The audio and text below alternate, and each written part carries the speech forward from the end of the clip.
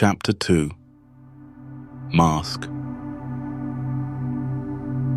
Where are they, the people? Have your eyes stopped working, or have you become too proud to perceive their world? Why would you deride my question so? I ask again, where are the people? They are always around us, can't you see? They surround us so constantly that I cannot feel my own self anymore. Then I ask again, where are the people? All I see are masks. Does your heart wish to beguile me again? How is it one can no longer see the tears of disappointment in the eyes of a young girl whose heart has been cleaved into two? They have become masters of concealment, as if to outdo the Greek sages. To the question of body and soul they added the ever-changing mask, and now can no longer allow their spirit to show them crying or sad. If they cannot express such emotions, perhaps they have adopted some Eastern wisdom that brings a man closer with himself. Could that be it? And if they were left with no opinion, did they eliminate the phenomenon of tears? Neither one nor the other, my friend. You do not understand. They do not cry outwardly because of the mask, but inside they are still miserable. They hide themselves from existence as if others reinforce their belief that there is power in lacking weakness. For the world has become so fast that no place is left for close compassion. They are no longer interested in listening to the pains of others. That is why both sides forever portray their lives as being as wonderful as can be. And even when they ask each other for their well-being, they hint at what answer they expect. Then they all know that they are all hiding. True. Is it not possible that humans have stopped giving in to crying and sadness?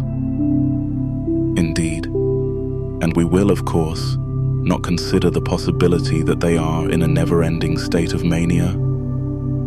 True. Where then does their lost soul find release? Perhaps they hide their tears, as if they were evidence of some crime. This is indeed a reasonable option. But another idea comes to mind. Perhaps they are busy concealing their terror and cry through the tears of others, using each other as mirrors for their own souls. I cannot but hope that this is not the case, but those made in the semblance of God cannot be immune from sadness and pain. In some way or another, therefore, they must express their emotions. If so, those you would call people are few already. They may have covered their true selves, and from now on, I will call them masked. As babies, they soon learn the social smile and see what disaster happens after so few years. Where do they hide those daring of emotions? It seems that man has become a theater of deception, and one can no longer tell apart the love of passion from the love of the soul. For they do not express their feelings well, and even if a person were ready to embrace their world, they would surely be wary that even the desire to accept them as they are is nothing but fakery. Be careful with those bewitched thoughts. Is it not the truth? It is. Then how will I penetrate through the many walls that envelop their souls? You must reflect their absence through your authenticity. That is, to appear without a mask, if you are still able to do so. Of course I can. I am a person. Can you smile to the world, as in naive infatuation? Do you give in to sadness when it meets you? But you know my soul. I will never delude myself.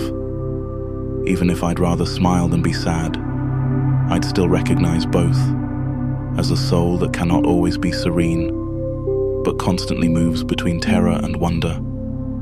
And what of those eternally masked? They do not know their soul at all, but are full of self-deception. They are so masked and camouflaged that they have forgotten their original world and are now nothing but appeasement of others. They have become accustomed to adopt characters fitting for this event or that time, hoping that by the absence of their presence they will find someone to affirm their existence.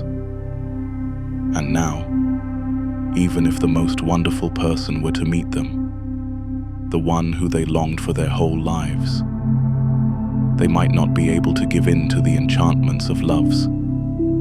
For it is a grand rule that as long as they have not known their very depths, their attitude towards the other will forever be shallow, eternally masking their hidden desires to the point of disgrace, of self-contempt.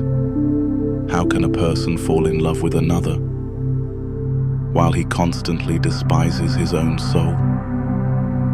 And even were he to feel love, would he still hide his world?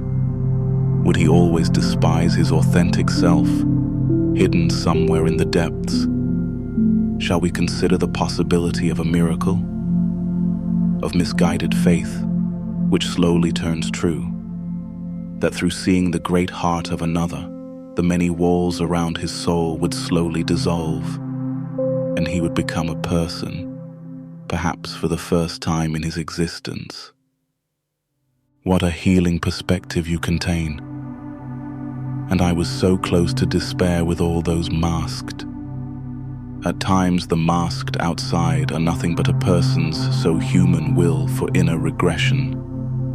But it was nothing but a quiet longing to once again be safe and protected, as in days past when he did not yet know the depths of his soul.